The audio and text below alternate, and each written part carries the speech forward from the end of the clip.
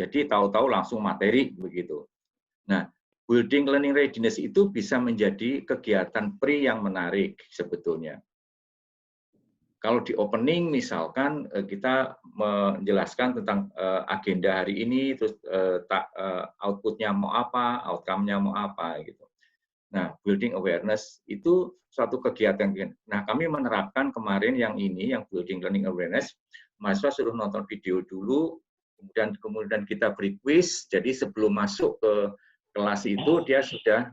Nah, pre-nya ini kami coba yang pre, ada 2 pre. Pre sebelum dia pertemuan, yaitu menonton video dan quiz, dan pre sebelum aspek key ini, yaitu nanti ada latihan-latihan kecil yang menuntun mereka untuk membangun readiness atau mengarahkan mereka untuk oh ini yang mau menjadi intinya gitu. Baru nanti ada key-nya. Nah, key yang pertama adalah harus ada kegiatan sifatnya construct key knowledge-nya.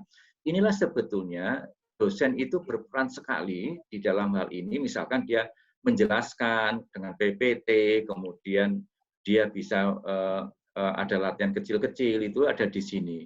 Tidak salah dosen menjelaskan, tidak salah dosen presentasi, itu letaknya di sini. Tapi jangan sampai presentasinya terlalu panjang, gitu, karena itu akan menjadi dominan. Dan presentasi atau construct knowledge itu diperkuat dengan latihan-latihan yang sifatnya individual dan kolaborasi. Nah, itu lewat aktivitas-aktivitas latihan gitu. Nah, setelah ini selesai baru reflect.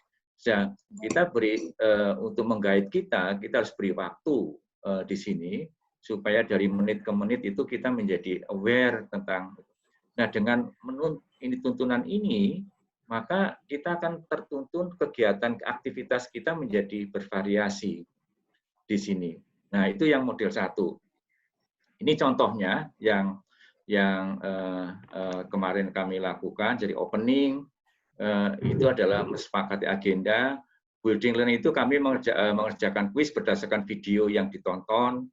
Nah, kami buat di sini skor minimal kuis 80 gitu. Kan mereka bisa cek sendiri 80. Tujuan kuis ini bukan untuk mengetes pengetahuan mereka sebetulnya, tapi untuk kalau angkanya sudah sampai 80, itu asumsinya dia sudah bisa memahami isi videonya gitu. Nah, itu yang asumsinya. Jadi ya kemudian construct knowledge-nya itu ada 2, menjelaskan istilah, kemudian pemberian judul pada graf itu kegiatan-kegiatannya. Karena di dalam video itu ada beberapa istilah yang menarik yang dikatakan narasumber, dan akhirnya kami membuat kegiatan-kegiatan di dalam forum untuk jadi ada keyword-nya ini, mereka suruh menjelaskan istilahnya dan seterusnya. Nah, ini kemudian sesama kelompok nanti memberikan suatu tambahan dan kami buat rating. Jadi forum itu kami buat rating sehingga rating 1 artinya apa, rating 2 artinya 3, 2 dan seterusnya. Maka targetnya setiap kelompok harus mendapatkan rating 3. Nah, artinya bahwa kalau rating 3 itu mereka sudah menguasai konsep basicnya apa yang dikatakan oleh narasumber itu. Milen. Nah, work completion-nya adalah mereka merevisi strategi dan memberikan solusinya dan diupload. Kemudian review-nya, review hasil kerja, kemudian mendapatkan. Nah, kemarin pada waktu pertemuan ini nggak sampai selesai karena waktunya habis gitu, sehingga itu akan direview ke depan. Dan ini adalah contoh kalau kita memilih model 1. Nah, kalau kita memilih model 2, yaitu proposing reason of values, yang membedakan sebetulnya yang ini. Ini contohnya kegiatan-kegiatan yang sifatnya ada kasus, kemudian ada problems, mereka untuk solve problem, mereka membedah kasus, itu adalah nah, yang penting di sini adalah sebelum bekerja untuk membedah kasus, mereka harus paham dulu tentang point of view-nya, kemudian method of analysis-nya seperti apa. Nah, inilah peran dosen ini sangat penting untuk memberikan referensi-referensi supaya mahasiswa bisa menetapkan tentang point of view yang akan mereka gunakan itu apa. Kemudian di follow up dengan bekerja lagi, kolaborasi. Jadi ini adalah bukan tugas di luar sinkronus, ini masih tugas di dalam sinkronus, kemudian mereka reflect. Nah, pertanyaannya yang membedakan adalah yang pertama, yaitu what to analyze and what and value. Nah, ini pertanyaan-pertanyaan penutupnya. Nah, kalau model 3 yang sifatnya mensintesa dan meng-create, pertanyaannya hampir sama dengan yang model 1, tapi yang membedakan adalah ini, di sini. Jadi ketika mereka suruh menciptakan sesuatu, misalkan membuka gagasan, kemudian memberikan suatu ide, dan seterusnya, membuat suatu model, itu adalah mereka yang ditetapkan ini dan metodenya apa. Nah, inilah peran dosen juga sangat penting di sini untuk memfasilitasi, memberikan inspirasi kepada mahasiswa tentang ini, sehingga ini kerjanya ini mahasiswa kemudian melanjutkan pekerjaan. Nah, ini suatu model-model yang sebenarnya hampir sama. Cuma kalau ini misalkan proyeknya atau tugasnya cukup skopnya cukup besar, tidak bisa diselesaikan dalam satu pertemuan, maka yang model 3 ini harus dilanjutkan dengan model 3B. Nah, 3B itu tidak memberikan lagi suatu konsep, jadi ini tentang langsung bekerja individu dan kolaboratifnya. Plus ada mentoring. Jadi kegiatan dominannya adalah mentoringnya, kemudian reflect. Nah, bisa saja sebetulnya kayak kegiatan Project A itu, maka sebetulnya 2 minggu nggak cukup, ya dilanjutkan minggu ketiga, gitu. Nah, tetapi tetap Bapak Ibu, yang kekuatan di sini adalah proses mentoringnya, sehingga teknik-teknik mentoring online ini harus bagus, gitu. Nah, di dalam setiap ini itu saya sarankan ada review sebentar dulu sebelum mereka melanjutkan pekerjaan. Ini banyak dilakukan di mata kuliah yang kayak di FIK itu banyak sekali ini, karena satu proyek besar itu bisa diselesaikan 4 minggu, 5 minggu, atau 6 minggu gitu. Nah, tapi kekuatannya adalah di quality of mentoringnya. Itu kegiatannya tetap ada ini. Nah, itu yang sebetulnya kemarin kita diskusikan sebagai pemancing diskusi, sehingga model ini menjadi model yang bisa menjembatani antara memvariasikan, bukannya memvariasikan model sinkronus, tapi sekaligus juga mulai kita melatih mahasiswa dengan budaya online. Jadi itu pengantar diskusinya. Pak Endro, apakah mau menambahkan, Pak Endro? Mungkin diskusi dulu ya, Pak. Oke.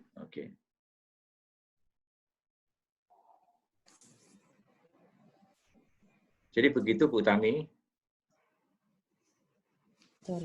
Baik, Pak Sunu. Teman-teman mungkin ada yang mau sharing.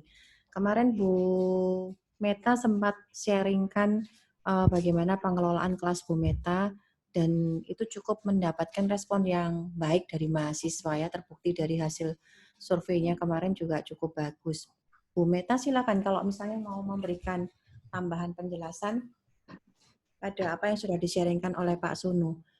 Saya kemarin juga sempat mempertanyakan untuk alokasi waktu ya Bapak Ibu, karena kan kita itu memang kelasnya dalam jumlah yang cukup besar, ada 50, kadang-kadang bisa lebih dari 50 mahasiswa. Kita kadang-kadang agak kurang punya kemampuan untuk mengatur waktu deliver seperti yang tadi dicontohkan oleh Pak Sunu gitu, karena itu tadi engagement, kita berusaha untuk engagement dengan semua mahasiswa kita, tapi akhirnya jadi memotong begitu banyak waktu untuk bisa deliver materi sesuai dengan outcome yang kita harapkan. Nah, silakan Bapak Ibu, ada yang ingin diskusi. Pak Wir mungkin ada masukan, Pak David, teman-teman di S2.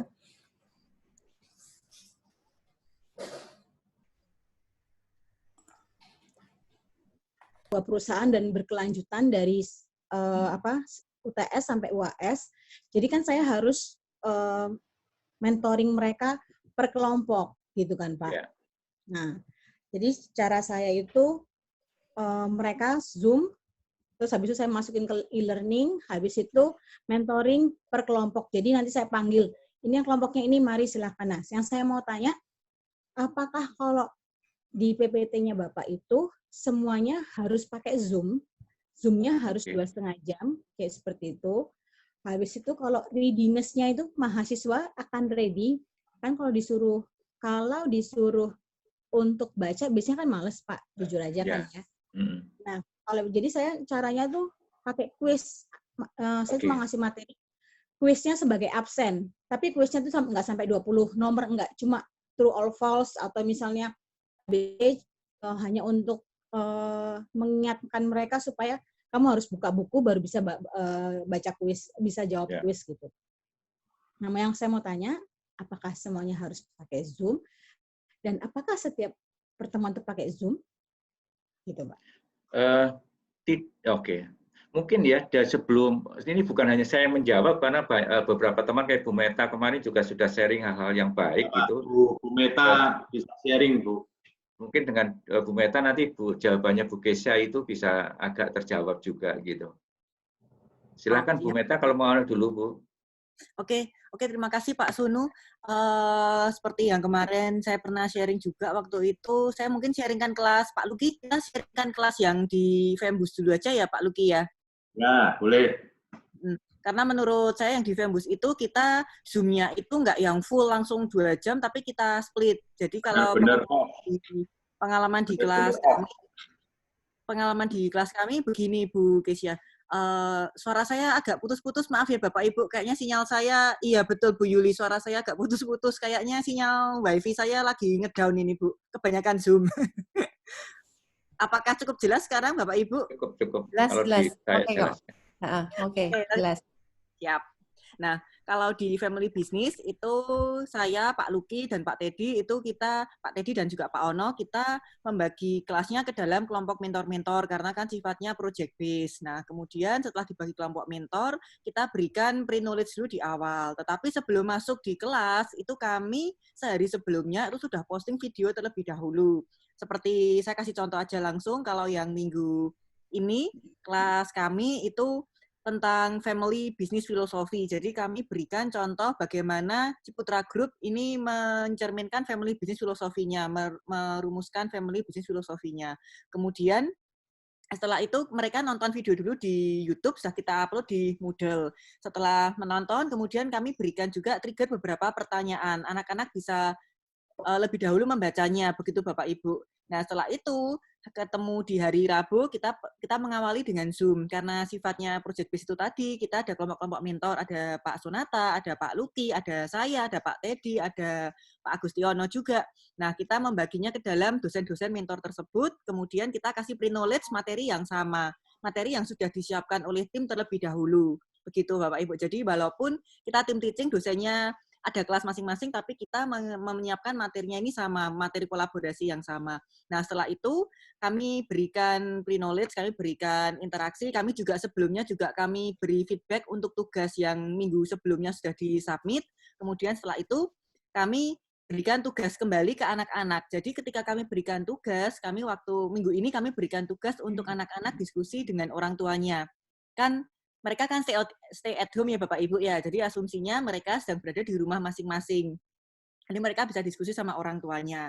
Nah, kami off-kan dulu Zoom-nya, jadi setelah jalan 40 menit pertama kami off Zoom, kemudian mereka diskusi sekitar 45 sampai 1 jam kira-kira. Setelah itu mereka sudah merumuskan dan kami juga beri kesempatan kalau misalnya mereka sambil diskusi sama orang tua, mereka mau kontak chat personal ke kami juga masih bisa. Jadi interaksi seolah di jam tersebut anak-anak memang diposisikan kalian itu lagi kuliah, kalian nggak lagi liburan begitu. Kami pun selalu menekankan kalian itu nggak liburan, tapi kita kuliah dari rumah begitu. Jadi tanggung jawabnya itu memang sudah dari awal kami coba bentuk begitu Bapak Ibu. Setelah itu, setelah mereka mengerjakan tugasnya secara individu off Zoom, kemudian kami berkumpul kembali di jam yang telah disepakati. Kemudian setelah itu kami berdiskusi. Kalau untuk di pengalaman kami yang di family business seperti itu, Bapak Ibu, berdiskusi pun juga karena mereka sudah mempersiapkan terlebih dahulu materinya, jadi diskusinya bisa interaktif. Mereka nggak apa namanya nggak cuma nonton kita lagi kasih materi begitu Bapak Ibu. Jadi memang mereka diberi kesempatan untuk off dulu dari Zoom-nya supaya juga hemat kuota Bapak Ibu. Jadi jamnya tetap berjalan 2,5 jam. Bahkan kemarin itu pengalaman di kita agak overtime ya Bapak-Bapak ya. Pak Sunata, Pak Luki, Pak Ono mungkin juga nanti bisa nambahin kalau saya ada yang kurang. Kalau di kelas Zoom saya itu kemarin tuh harusnya selesai 12.30, tapi karena saking asiknya diskusi, karena sudah split terlebih dahulu itu, makanya kami bisa diskusi sampai jam 1 kalau nggak salah. Gitu Bapak Ibu. Itu pengalaman dari kelas di Family Business. Kelasnya Bu Meta ada berapa mahasiswa? Oh, kalau di kelas saya itu ada kalau ini yang permentor ya Pak Wir ya. Kalau yang permentor itu, halo? Putus-putus ya Pak ya suara saya. Enggak dengar kok Bu Met. Masih kembali Pak? Balik ke sini. Silakan Bu Met. Dengar Bu. kok suaranya. Dengar. Jelas. Kalau di tempat kami itu per dosen mentor itu sekitar ada 20 anak, Pak Wir. Itu untuk yang sistemnya mentorship ya. Mungkin bisa mungkin di EVC juga mungkin sekitar segituan ya Bapak Ibu ya. Saya nggak pegang EVC, saya kurang tahu juga. Nah, kalau pengalaman saya yang lain untuk di kelas besar itu kelas 50 orang, itu saya di marketing management, itu saya men-triggernya dengan cara begini, kalau 50 anak ini kan untuk bonding di awal tuh agak susah ya Bapak Ibu ya, apalagi tantangan terbesar itu kalau kita ngajar 7:30 Bapak Ibu. 7:30 itu tuh tantangan terbesar sekali sepanjang kuliah online ini. Saya cermati kalau anak-anak yang 7:30 itu mereka masih layah-layah di kasur, ya kan, masih mager gitu. Nah, saya mencoba men-trigger di awalnya ya, saya ajak diskusi dulu di awal, saya sapa-sapa mereka dulu. Jadi dengan kuliah online ini saya jadi merasa kayak broadcaster gitu ya. Jadi seperti menyapa mereka dulu, kemudian setelah itu untuk ambil engage sama mereka, untuk supaya saya mendapatkan atensinya mereka, saya berikan kuis online dulu. Kalau di kelas saya yang marketing management seperti itu, kuis online, saya berikan poin tambahan untuk yang, jadi kalau Bapak Ibu pakai juga Mentimeter, itu kan ada leaderboard-nya. Nah, anak-anak kalau pengalaman saya di kelas saya itu suka dengan adanya Mentimeter tersebut, begitu. Jadi mereka kayak saingan gitu loh Bapak Ibu. Anak-anak 2019 ini kalau saya lihat, mereka bisa kita ajak untuk saling kompetisi. Mereka semangat kalau disuruh hal-hal yang seperti itu. Begitu. Dan juga jelas kuisnya ini kuis tentang materi yang telah dipelajari minggu sebelumnya untuk mengingat kembali, merimain kembali sebelum masuk ke materi dalam minggu ini. Setelah itu mereka kelas seperti biasa. Setelah kelas lalu ya mereka kami kalau di tim marketing manajemen ada Pak Thomas, ada Bu Ira, ada Bu Dewi, Pak Junko, terus Pak Alex, Bu Dini dan juga Pak, ada yang belum saya sebut ya. Sudah semuanya. Nah, itu di kelas marketing management ini kami memberi tugasnya memang sama, Bapak Ibu, untuk anak-anak membuat summary. Begitu, summary-nya ini summary tentang materi minggu tersebut, begitu Bapak Ibu. Memang tugasnya jadi kalau misalnya yang mungkin ketua kelas di kelas saya mungkin akan sharing hal yang sama dengan ketua kelasnya di kelasnya Bu Dewi untuk marketing management dan di kelasnya Pak Alex, karena kami memberikannya itu lewat Moodle, lewat assignment. Awalnya kami lewat forum, tetapi kemarin Bu Dewi sempat memberikan masukan setelah adanya pertemuan dengan TLC, gimana kalau itu lewat assignment. Nah, tapi itu kami bebaskan, kami masing-masing dosen ada yang pakai assignment, ada yang pakai forum, yang penting tugasnya mereka terdokumentasi di Moodle. Begitu Bapak Ibu sharing dari saya. Oke, terima kasih Bu Meta. Saya mau tanya ke Bu Meta, bagaimana Bu Meta dan tim ya, itu membagi aktivitas-aktivitas dalam satu pertemuan sinkronus gitu. Tadi kan ada pakai Zoom, pakai non-Zoom itu, tapi tetap dalam koridor sinkronus gitu, dalam waktu yang sama gitu. Kalau untuk yang tadi, yang family business itu, kami memang sudah buat rundown dulu di awal, Pak. Jadi maksudnya, walaupun tersplit kelasnya, tapi kita tetap pakai standar yang sama gitu, Pak Sunu. Dan juga memang kami juga mengontrol mereka juga lewat line group. Anak-anaknya itu kami kontrol lewat line group juga, Pak Sunu. Baik, terima kasih, terima kasih.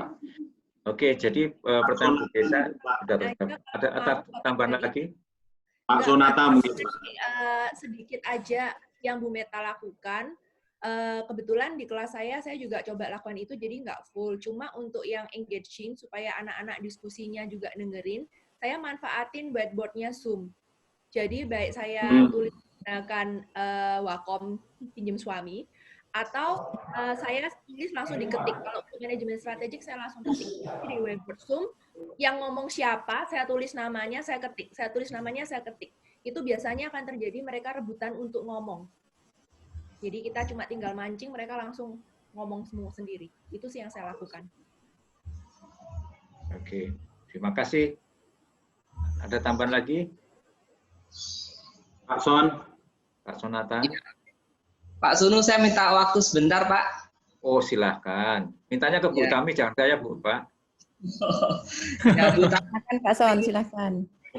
bagus ya, Bu, ya. Karena saya juga merasa saya dapat manfaat waktu bersama-sama dengan Pak Luki, dengan Bu Meta, dengan Pak Gustiono, dengan Pak Teddy, untuk mengkonsep perkuliahan kami yang di Fembus. Jadi, justru yang saya lihat, faktor yang paling penting itu adalah di sisi perencanaannya, Pak Sunu. Jadi biasanya Pak Teddy itu hari Senin itu sudah woro-woro. Pak Teddy itu udah tanyain, udah mulai absenin Bu Meta, Pak Ono gitu. Terus dia udah lemparin ide-ide apa yang mau dikerjain pada waktu hari Rabu. Jadi itu udah hari Senin itu sudah di istilahnya pemanasannya itu udah mulai dari hari Senin. Nah, kemudian masing-masing dosen itu langsung memberikan ide ya. Pak Ono, biasanya Bu Meta itu langsung memberikan ide di awal. Gimana kalau topiknya tentang ini, pembawaannya seperti ini. Jadi udah ada brainstorming dulu di awal. Kemudian semua usulan itu ditampung oleh koordinator, dalam hal ini Pak Teddy. Kemudian Pak Teddy itu biasanya membuat Word dulu, terus memberikan beberapa topik-topik yang dimasukkan itu dirangkum. Jadi betul-betul di awal itu semua masukan itu diterima dulu, kemudian disaring, kemudian baru nanti disepakati. Nah, biasanya di hari Selasa nanti biasanya itu Pak Luki itu kompornya kalau di hari Selasa itu udah Pak Luki. Jadi Pak Luki itu dari apa yang sudah dibuat sama Pak Teddy biasanya nanti disinkronize oleh Pak Luki, ditambahkan dengan materi-materi misalnya dari sisi ilmiahnya, dari jurnalnya, dari teorinya itu dimatangkan. Dan kemudian malamnya, Selasa malam itu biasanya kami semua nanti ada sesi Zoom. Jadi semua udah itu kemudian baru dimatangkan rundown-nya. Jadi betul-betul tadi yang ditanyakan oleh Pak Sunu, bagaimana supaya semuanya itu masih bisa dalam satu kesatuan, itu biasa dimatangkan di Selasa malam. Jadi Pak Luki memimpin, nah berarti sampai jam sekian, ini, learning outcome-nya tujuannya ini, aktivitasnya ini, terus durasinya dari jam sekian, menit kesekian, sampai jam sekian, menit kesekian. Itu disepakati sama semua, sampai betul-betul satu proses pembelajaran itu selesai untuk 3 SKS. Nah, kemudian di hari Rabu paginya, biasanya kami mengadakan meeting besar dengan semua asdos. Jadi semua asdos juga dilibatkan. Kemudian Pak Luki nanti akan memimpin, ini loh teman-teman rundown hari ini, kegiatannya seperti ini, activity-nya seperti ini. Dan yang seperti disampaikan oleh Bu Meta, mahasiswa juga biasanya sudah mulai harus cek Google-nya itu dari hari Selasa. Karena seperti minggu ini misalnya video dari Pak Antonius Tanan itu sudah diputar, sudah disiapkan. Jadi anak-anak harus nonton dulu, kemudian mereka harus menjawab beberapa pertanyaan. Nah, kemudian setelah anak-anak itu belajar tentang videonya, mereka juga ada namanya pre-knowledge. Pre-knowledge-nya itu juga sudah di-upload duluan di Moodle. Jadi praktisnya sebenarnya waktu hari Rabu itu kita nggak hanya pakai Moodle, tapi ya ada Moodle ada, terus ada juga Zoom-nya ada, kemudian line grupnya juga tetap jalan, dan grupnya, misalnya itu juga ada beberapa yang kita minta. Hampir fokusnya bukan hanya di Zoom saja sih gitu. Jadi memang semua media yang ada itu diberlakukan.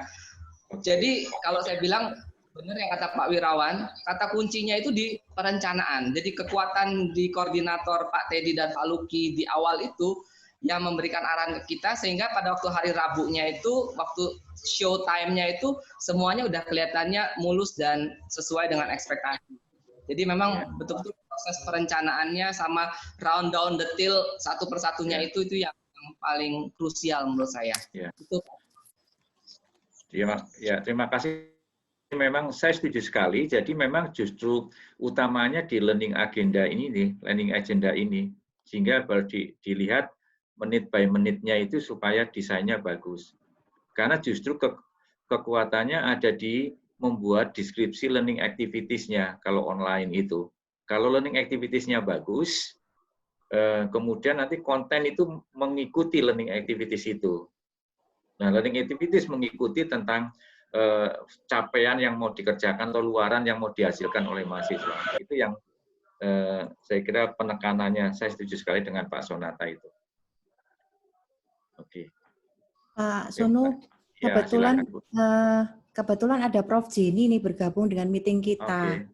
Ya, ya. Pada siang hari ini. Prof, mungkin ada yang mau disampaikan? Ini kebetulan semua teman-teman dari FMB bisa bergabung dari S2, ACC, BMI maupun IBM regular class. Silakan Prof. Jenny. Apa ya yang mau disampaikan? Saya mau dengar, ini bukannya flip classroom yang saya mau belajar ya. Ya. Saya tampilkan slide-nya Pak Endro ya, Pak. Ini nih Pak. Ini sudah, Pak? Ini nih Pak. Oh, sudah. Iya, ya Pak. Pak Endro mau share sendiri?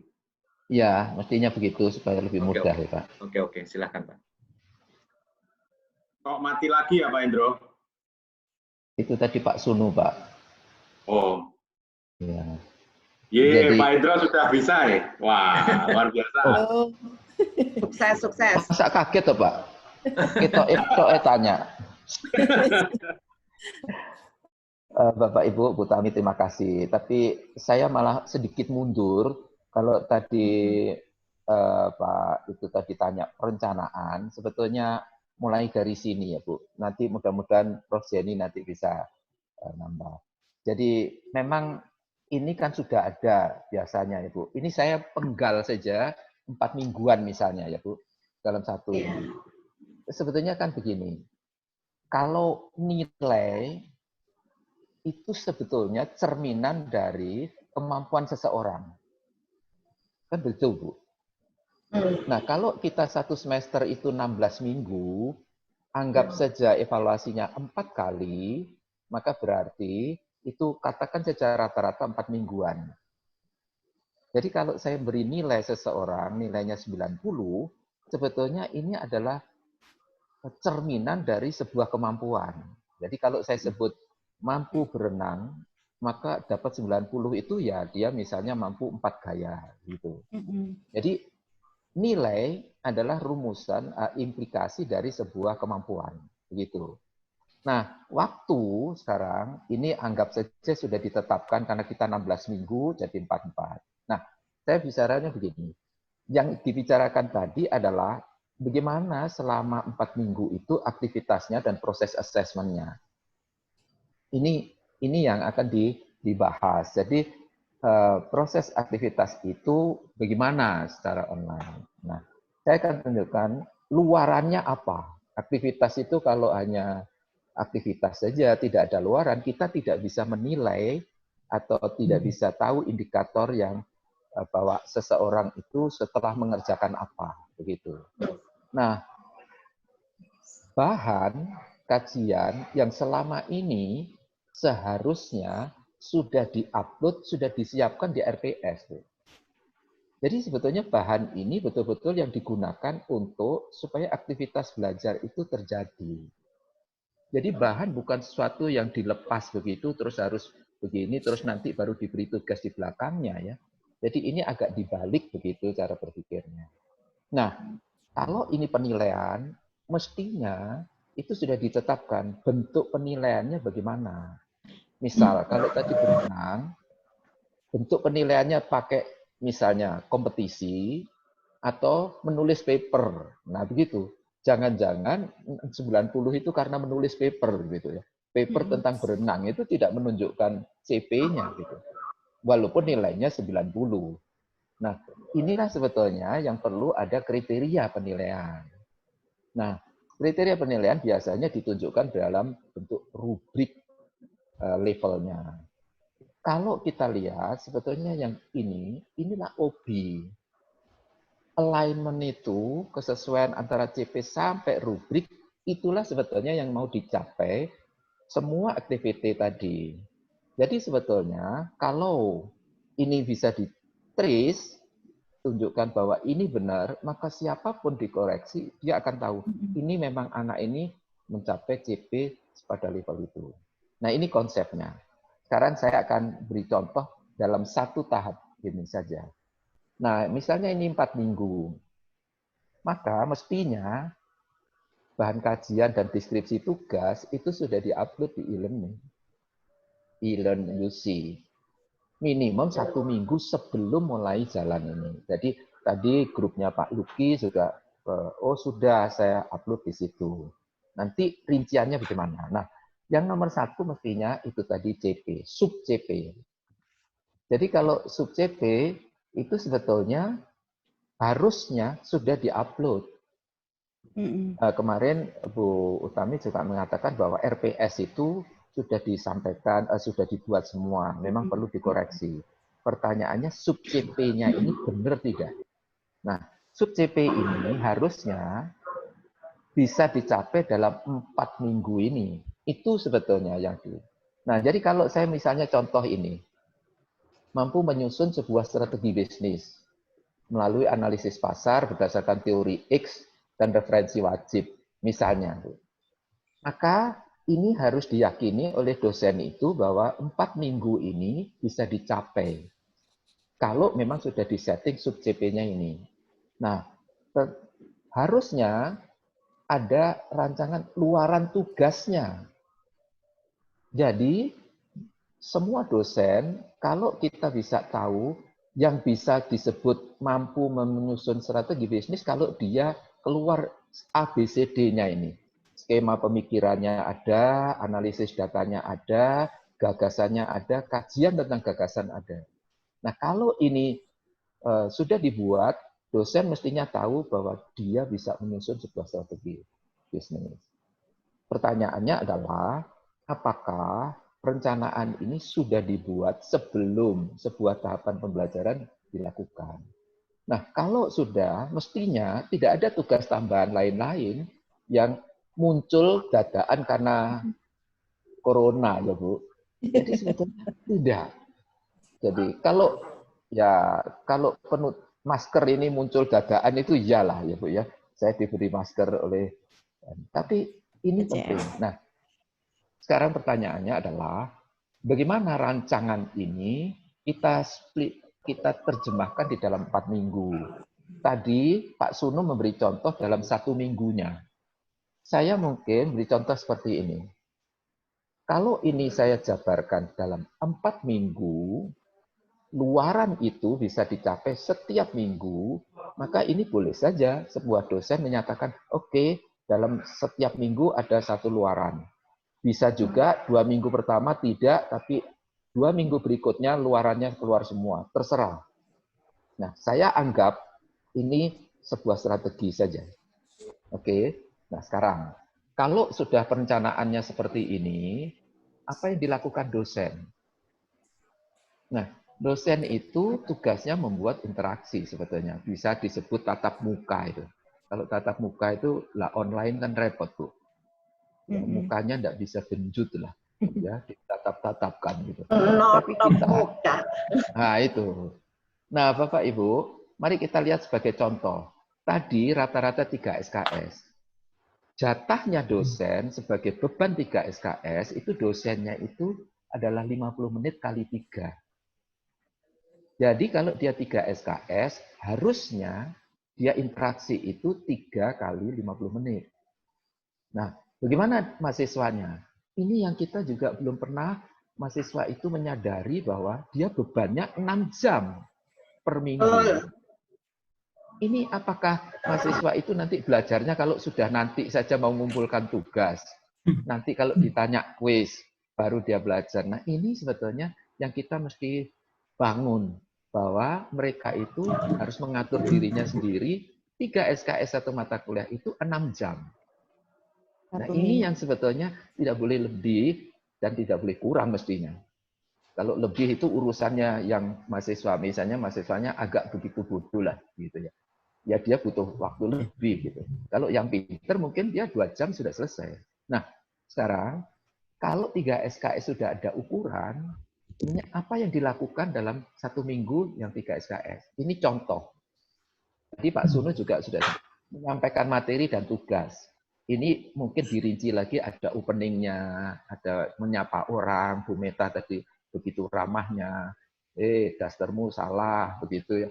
Wah, luar biasa Bu Meta. Tapi ini penyampaian materi dan tugas itu anggap saja 50 menit. Sebenarnya secara teori 30 menit itu sudah maksimum. Maksimum 30 menit. Nanti harus di break dengan diskusi. Nah, sekarang kalau 30 menit, maka setengahnya itu apa? Misal, diskusi kelompok. Tapi yang terpantau oleh dosen. Jadi bukan dibiarkannya. Berikutnya, misalnya, kerja individual. Nah, tetapi kesalahannya, ini harus ditetapkan setiap kegiatan itu luaran.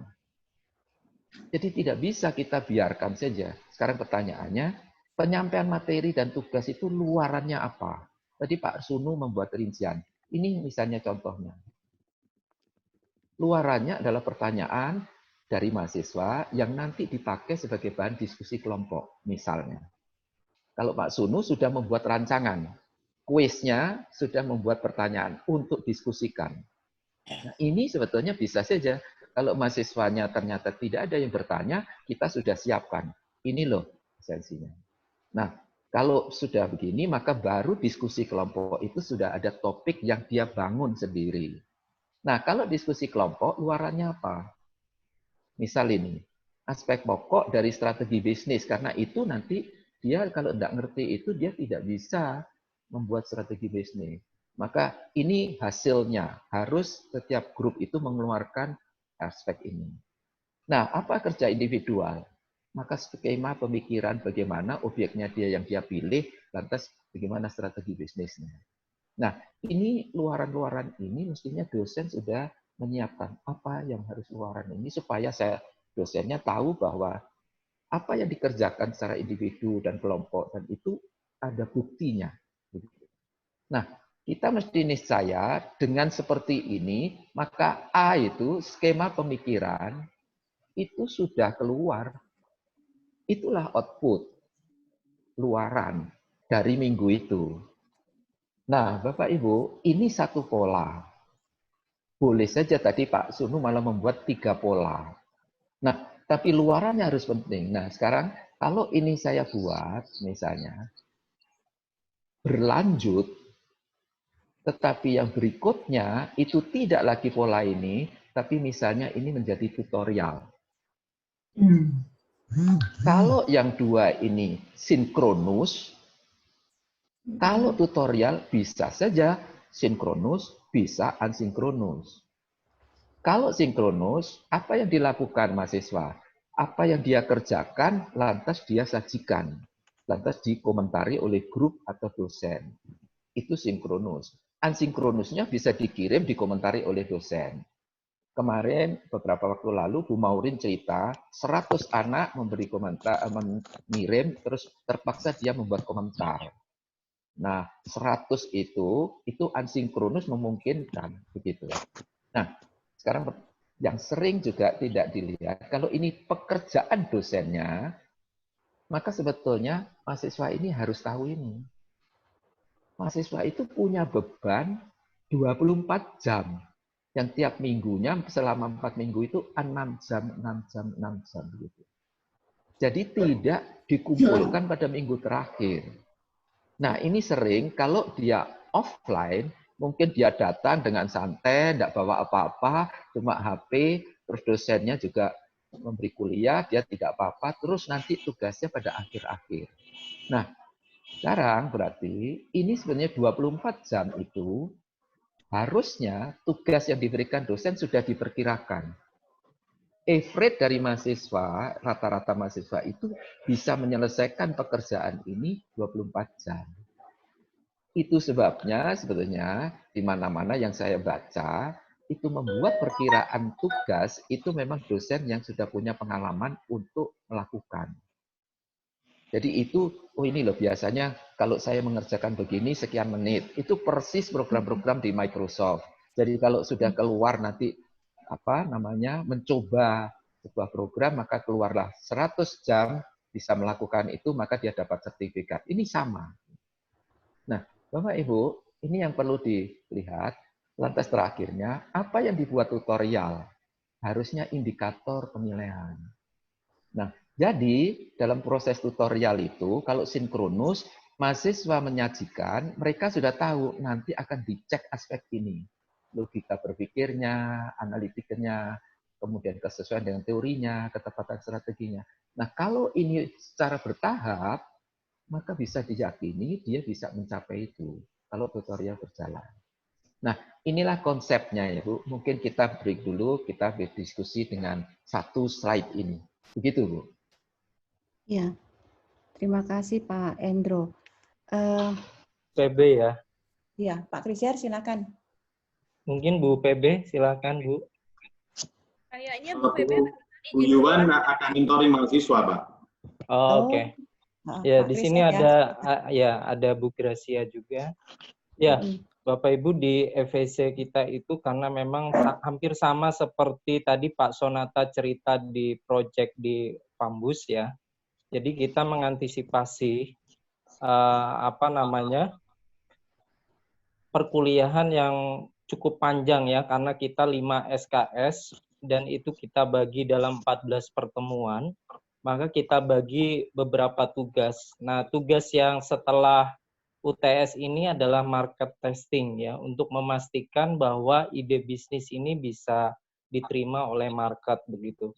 Nah, oleh karenanya di dalam persis seperti Pak Endro Tomo tadi sampaikan, jadi market testing ini ada beberapa luaran yang kita mau capai, Pak. Nah, oleh karena itu kita bagi beberapa pertemuan sebelum market testing ini selesai. Terkait misalnya masalah digital marketingnya, kemudian masalah financingnya, kemudian masalah revenue modelnya, kemudian masalah company profile-nya, itu kita bisa lengkap dan itu sebenarnya bagian dari market testing yang kita akan siapkan. Jadi dengan mengerjakan itu sebenarnya bagian dari pengerjaan market testing yang kita akan siapkan, begitu kira-kira. Begitu Bu Tami. Artinya beberapa konsep dijadikan satu di dalam tugas itu, begitu ya Pak Kris? Betul, betul Pak Luki. Beberapa outcome, Pak, outcome capaian pembelajaran itu dijadikan outcome-nya satu, Bu. Outcome-nya, dijadikan satu, tetapi di dalam outcome itu ada konsep-konsep yang harus dipelajari mahasiswa, begitu ya? Iya, ya, sub capaiannya. Ya. Mungkin itu Bu Tami. Ya, terima kasih Pak Krisyar.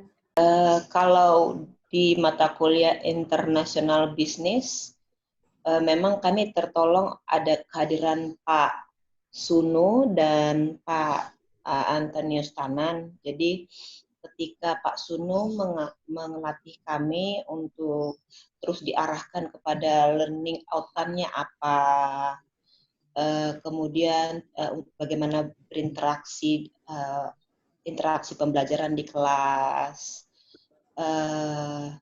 kemudian di RPS kita selalu jelas diarahkan untuk SAA-nya. Sejauh ini pengalaman kita oke, Bu, nggak ada masalah karena sebelumnya kan sebelum ada kondisi seperti ini kami satu semester itu bisa 4 kali pertemuan di online, sekarang menjadi full online, tidak ada kendala yang terlalu signifikan sih. Hanya ada penjumlahan dari 4 kali per semester online, jadi semuanya jadi online, nggak ada masalah sih. Mungkin justru pengen dengar ceritanya maksudnya. Oke.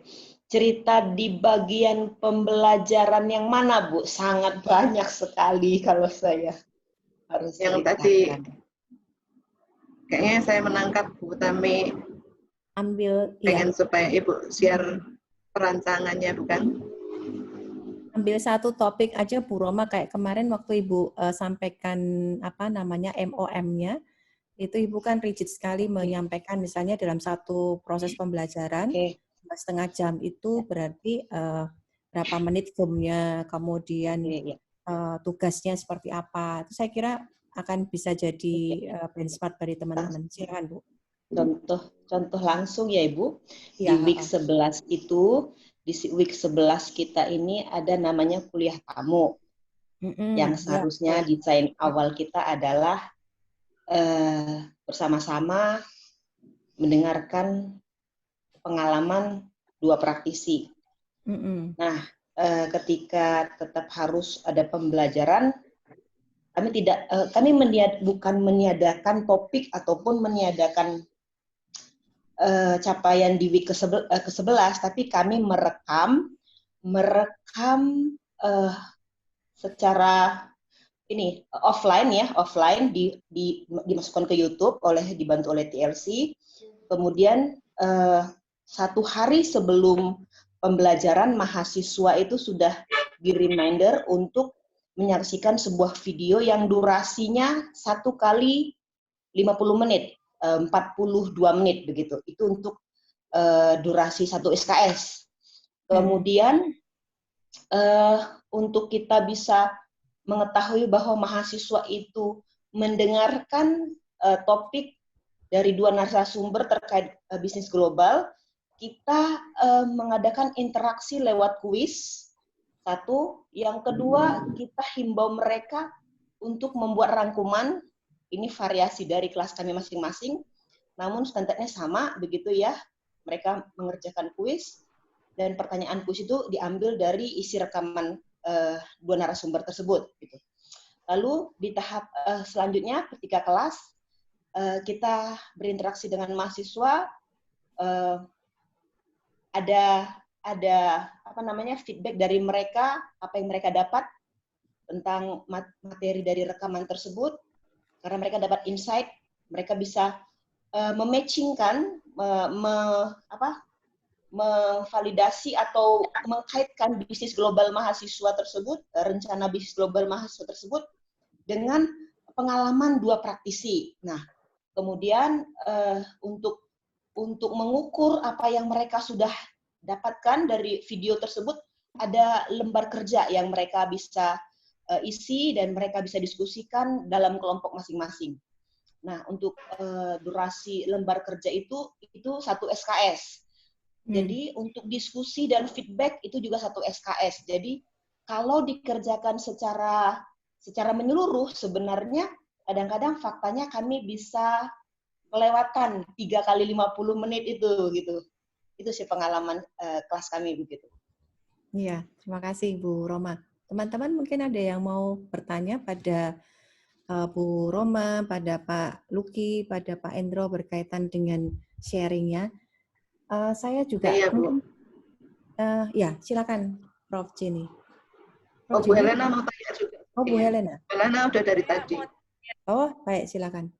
Jadi tadi itu kan saya udah dengerin dari yang Pak Endro Tomo, dan kebenaran memang kalau di manajemen strategik, Pak Oroh bisa bantu saya, itu kan dari awal kita itu sudah bikin nanti di week ke-15 itu ada pengumpulan paper yang memang secara bobot kita masih sengaja bikin tinggi, karena bobotnya itu kan pada dasarnya memang papernya membuat strategi secara keseluruhan untuk satu perusahaan. Nah, untuk bisa mengetahui harusnya itu kan ada diskusi, tapi saya sudah tahu nggak mungkin ada diskusi, maka dipotong-potong. Kayak mereka ngumpulin internal analisisnya dulu, kemudian ngumpulin SPOT-nya. Tapi kan itu karena nggak mungkin per individu, kita udah bikin dalam kelompok. Nah, problemnya terjadi adalah ada tugas kelompok dan tugas individu tiap minggunya. Tugas individu ini memang sengaja saya bikin untuk menuhin bahwa kalau misalnya mereka yang itu loh Bu, kalau ada harus ngumpulin tugas supaya bisa dapat absen kayak gitu-gitu kan. Makanya saya kasih tugas individu, padahal pada dasarnya menurut saya cukup tugas kelompok itu dikumpulkan, dosennya bisa memberikan masukan, itu sudah cukup, nggak perlu tiap minggu mereka ngerjain tugas individu lagi. Karena kan di terakhir nanti untuk UAS-nya itu ada penilaian refleksi total dari apa yang sudah mereka pelajarin, sudah diarahkan ke sana. Jadi saya sekarang bingung, apakah tugas individu itu wajib saya berikan, atau cukup mereka submit tugas kelompok, dosennya bisa memberikan masukan, bahkan bisa didiskusikan di kelas kalau memang ada yang kurang. Karena saya sudah bilang, Pak, karena ini kondisi online, kita baca dulu tugas mereka. Kalau memang kesalahannya sama, kita harus ulang materi itu. Tapi kalau enggak, Bapak bisa masukkan di inputan aja ke setiap kelompok. Jadi saya sekarang bingungnya di sana sih Bu, apakah tugas individu itu harus tiap minggu atau enggak gitu. kalau sudah saya susun seperti itu. Terima kasih. Silakan ini Pak Sunu, Pak Endro, Pak Luki.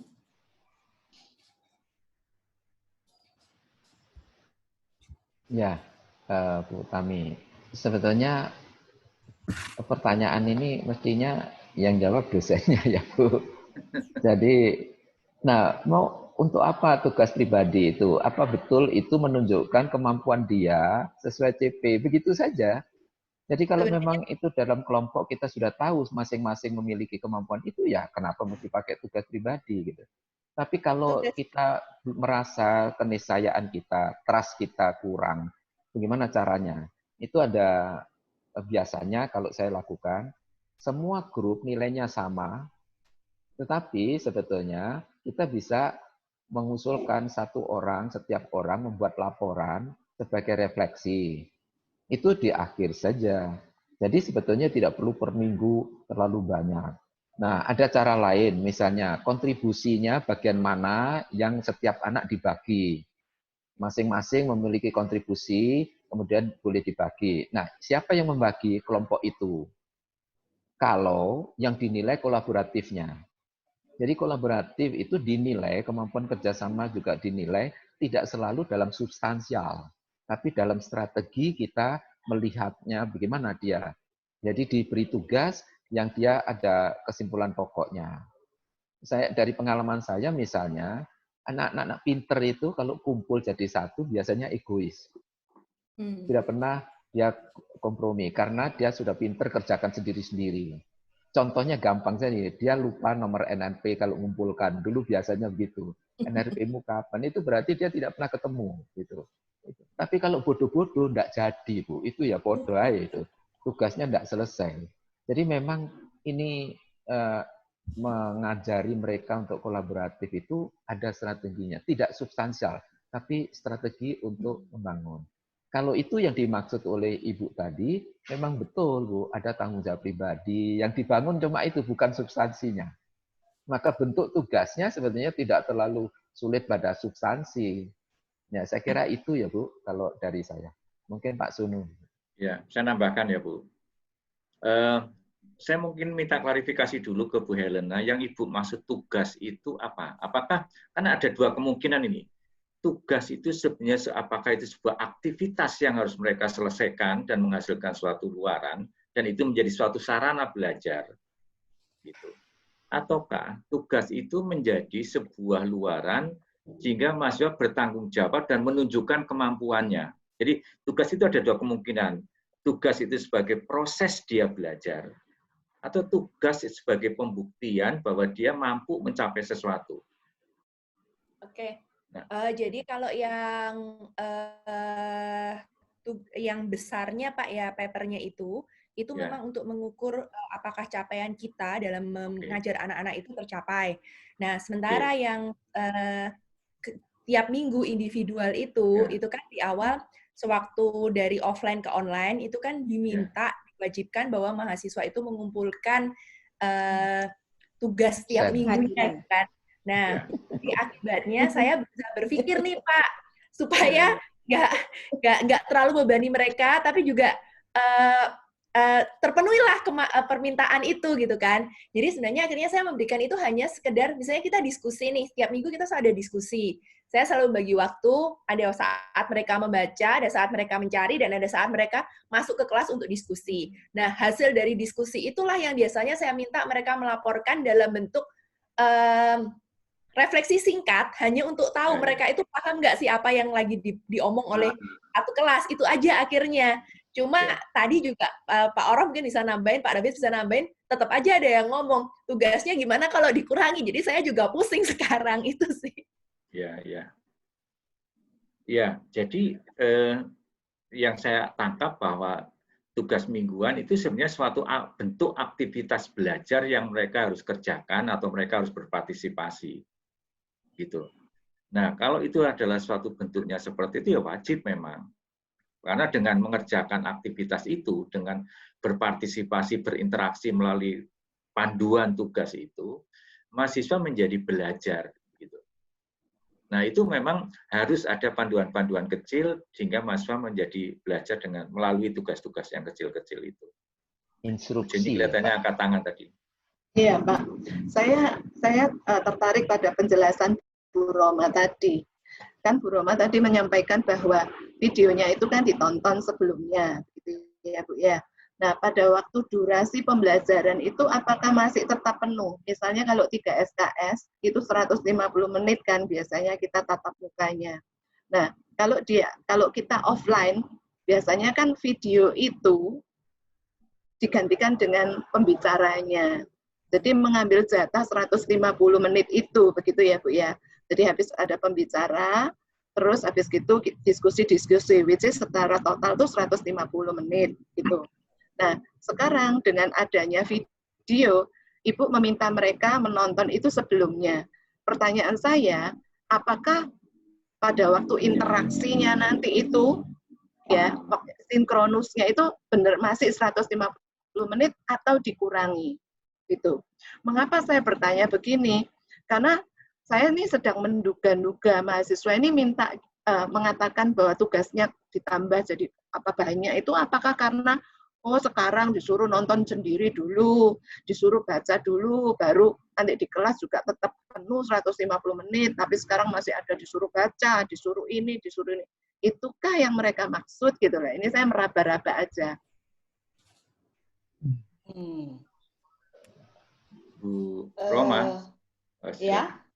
Silakan Bu Roma dulu. Ya.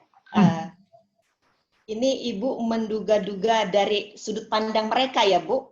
Iya. Ya.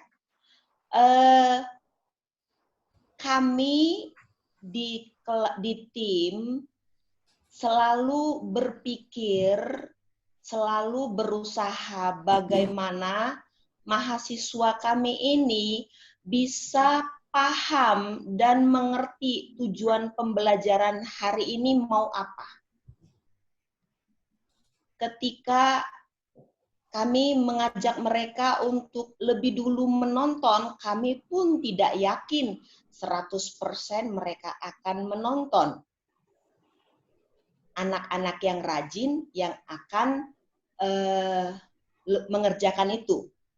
Nah, ketika kami melihat tidak semua anak-anak meresponi maksud dan tujuan kami, capaian belajar ini, kami adakan satu interaksi yang mengukur mereka itu sudah nonton atau belum. Caranya lewat lewat kuis di Zoom begitu, Bu. Lewat kuis di Zoom. Nah, nanti akan kelihatan mereka sudah nonton apa belum. Nah, itu yang pertama. Yang kedua, ada cara yang lebih tegas lagi begitu. Bisa masuk dalam kelas Zoom, tiket masuknya adalah kalau mereka sudah membuat rangkuman terkait isi video, karena video itu sudah ada di situ, sudah ada dibuat tujuannya itu untuk apa gitu, untuk mengetahui untuk memahami konsep strategi ekspor ke luar negeri begitu. Nah, itu adalah cara kami lewat kuis, lewat meminta mereka merangkum. Nah, setelah itu kami mengidentifikasi lagi dalam bentuk diskusi, di dalam forum besar begitu, Bu, dalam forum besar. Nah, dalam forum besar ini akan terlihat yang memang benar-benar belajar dan mereka benar-benar memahami pembelajaran hari ini sampai mereka bisa memberikan satu feedback, oh ternyata kalau ekspor ke luar negeri itu nggak semudah itu ya, kita harus tahu tingkat kepercayaan ya, akan ada rugi, strateginya ternyata akhirnya sedikit adaptasi mereka melihat pengalaman dan sharing praktisi begitu. Nah, sampailah mereka mengeluarkan feedback, pengalaman-pengalaman apa yang mereka pelajari. Nah, kemudian diberikan lembar kerja, lembar worksheet atau apa itu mereka secara berkelompok lagi untuk kita bisa identifikasi lagi sejauh mana mereka pelajari capaian belajar di week itu, begitu Bu. Nah, ya, saya Bu, pertanyaan pertanyaan saya adalah durasinya itu Ibu pada waktu Ibu berinteraksi selain video itu masih tetap 150 menit atau Ibu kurangi? Masih. Kalau di hari itu, di week itu beberapa pengalaman teman-teman bisa kurang, bisa lebih, Bu. Tapi di di week yang lain, di week sebelumnya, pengalaman saya lebih dari 3 kali 50, Bu. Jadi di satu week itu bisa lebih, bisa kurang. 3 kali 50 bisa lebih di week lalu, di week ini bisa kurang 3 kali 50 menit, begitu Bu. Jadi ini contohnya Bu Roma, yang saya bukakan ini kelas saya itu, jadi tetap prinsipnya tetap 150 menit pertemuannya. Gitu. Jadi kalau ada nonton V itu adalah sebenarnya kegiatan sebelum mereka masuk kuliah. Oh iya, lupa saya beritahu ada settingannya Bu, kita Bu.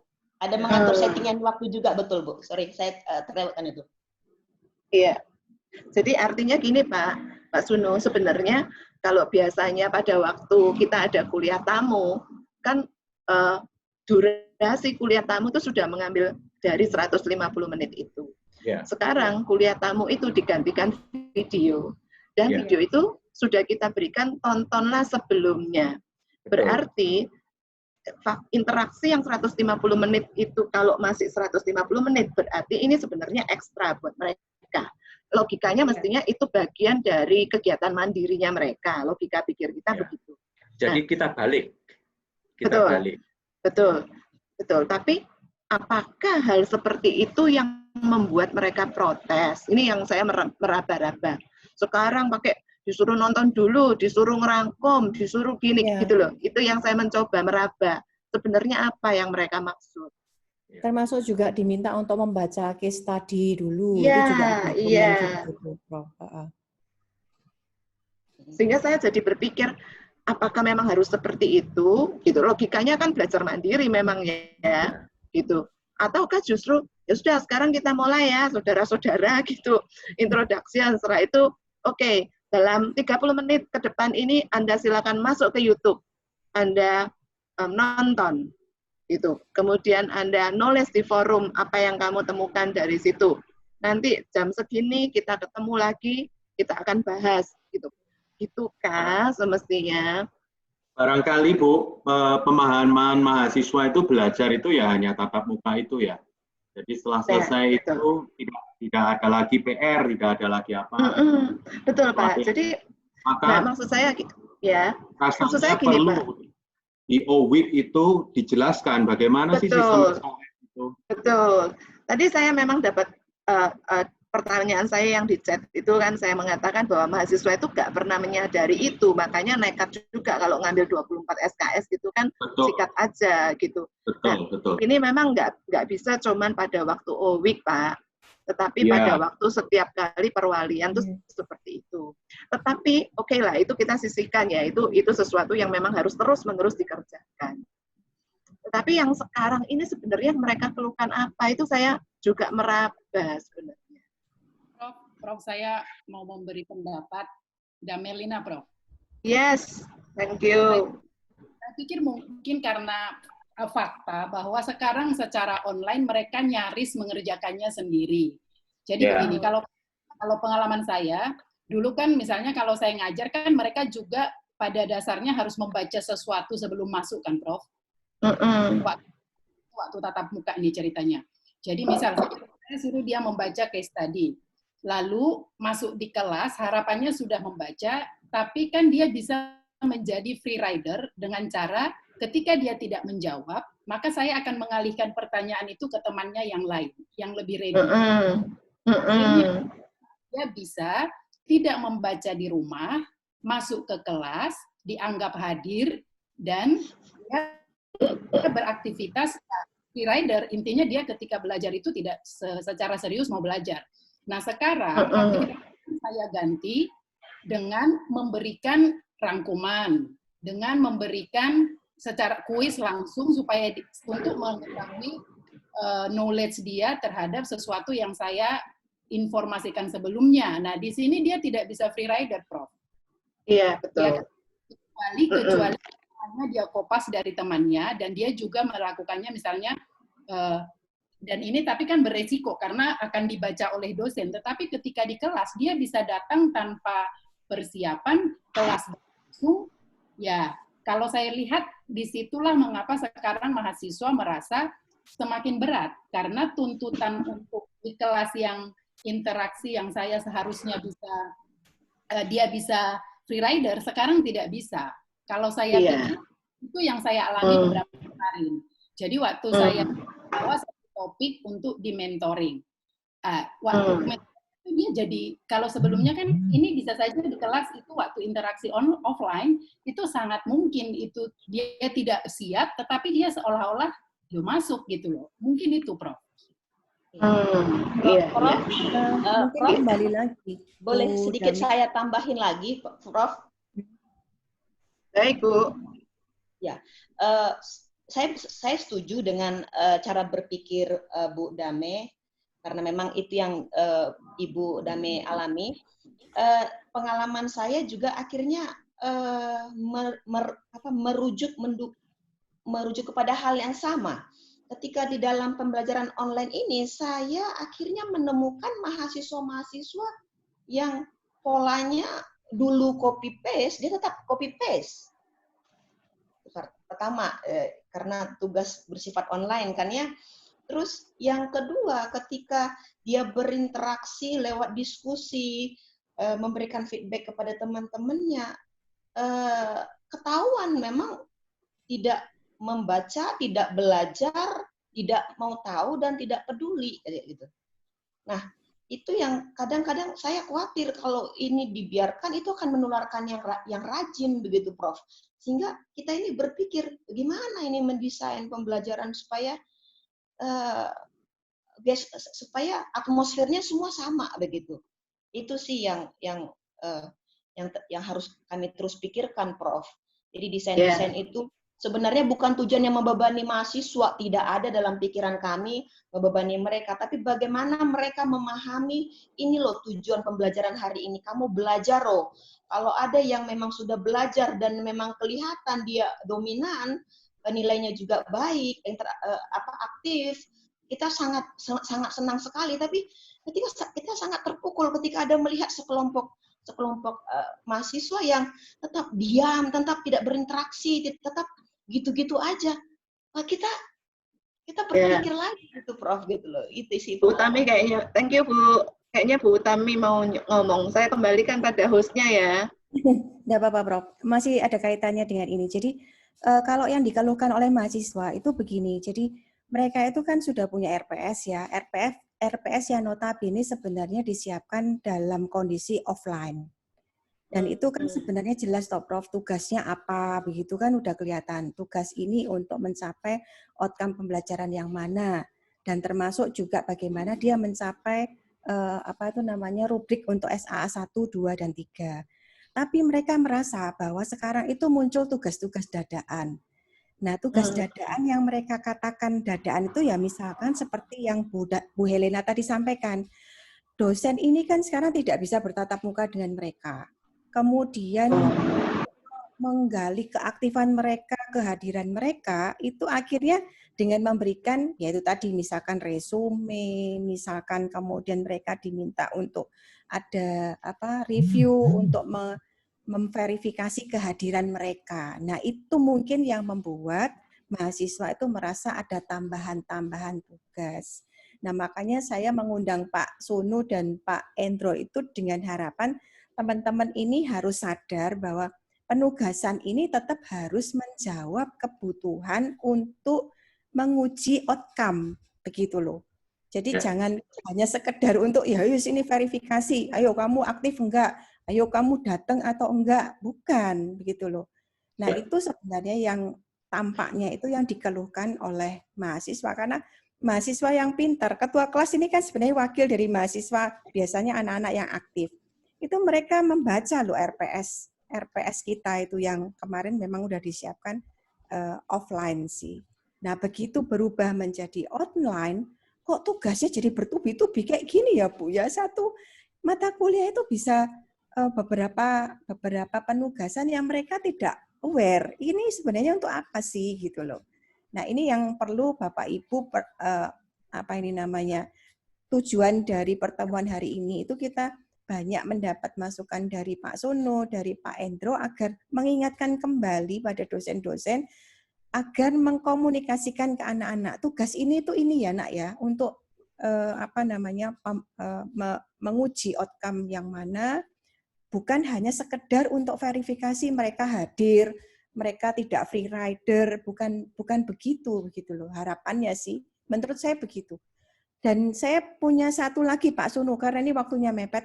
Kemarin Pak Sono memberikan satu presentasi yang bagus pada saat Pak Sono memberikan kriteria Pak. Ada kriteria 1, kriteria 2, kriteria 3, 4. Itu yang sangat membantu kita tuh kalau untuk memberikan respon feedback untuk kelas yang besar, penugasan kelas yang besar. Mungkin perlu di-sharingkan Pak Sono karena waktunya agak mepet. Baik.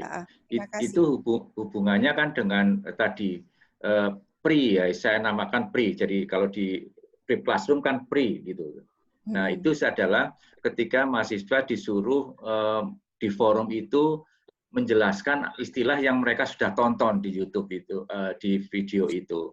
Nah, di dalam forum itu, ketika mereka forum supaya mereka juga mudah mengeceknya dan kami juga mudah ngeceknya, kami membuat suatu panduan rubrik sederhana, yaitu kalau di forum kan istilahnya rating. Rating.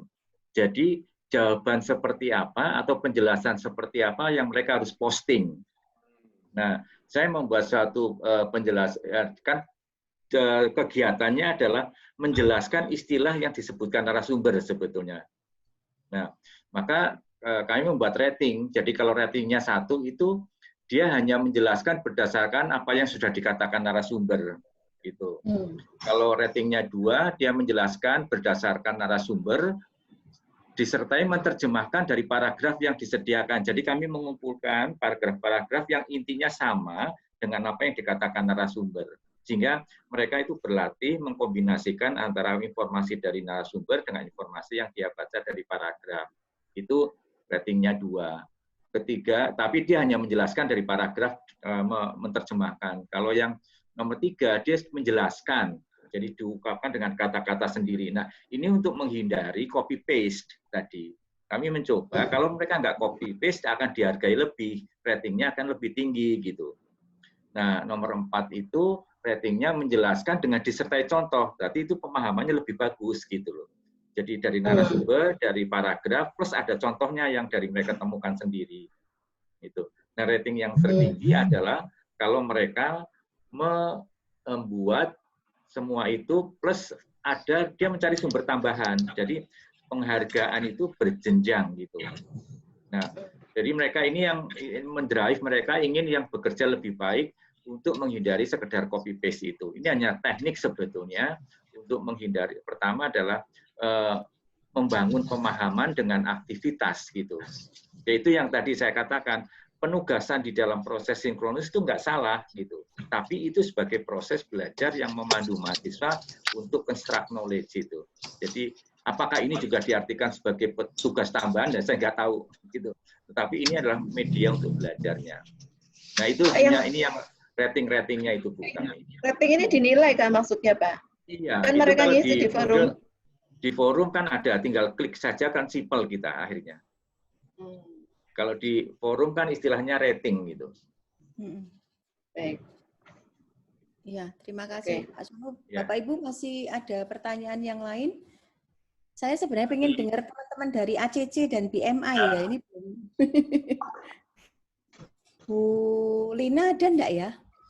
Bu Lina masih bersama kita? Masih Bu. Ya, ayo Bu. Bu Lina kemarin interest. Sangat memperhatikan masalah learning design-nya atau activity design sebelum perkuliahan itu. Nah, learning design di dalam online itu yang sangat-sangat menentukan adalah membuat aktivitasnya. Itu saja. Semakin kita terampil di dalam membuat aktivitas, maka akan membuat interaksi itu lebih bagus. Itu aja dari saya. Kalau dari saya, Bu, yang kewalahan itu menurut kami ya, itu tidak hanya mahasiswa, Bu, tapi dosennya juga kewalahan untuk mempersiapkan. Dan bukan hanya mempersiapkan, Pak, tapi sesudahnya juga kok. Dan sesudahnya juga kita kan juga perlu ngecek gitu. Kalau mereka ngumpulin tugas, masa kita nggak ngecek, ya kan? Betul. Jadi kita juga kewalahan sebenarnya. Tapi yang menarik adalah dari Bu Lina tadi bahwa waktu itu tidak cukup karena yang dibutuhkan, dan mereka tidak komplain karena mereka ada mentoringnya gitu. Ada pendampingannya, nggak dicemplungkan gitu aja terus didiamin, tahu-tahu keluar nilai. Itu. Saya rasa dari saya itu, Bu. Ya, terima kasih. Pak Endro? Ya, tambahan sedikit, Bu. Ini kan perubahan, Bu.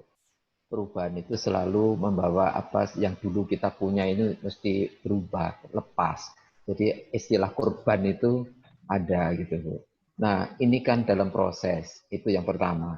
Yang kedua, itu pendidikan ini effort, bukan sesuatu yang sudah jadi.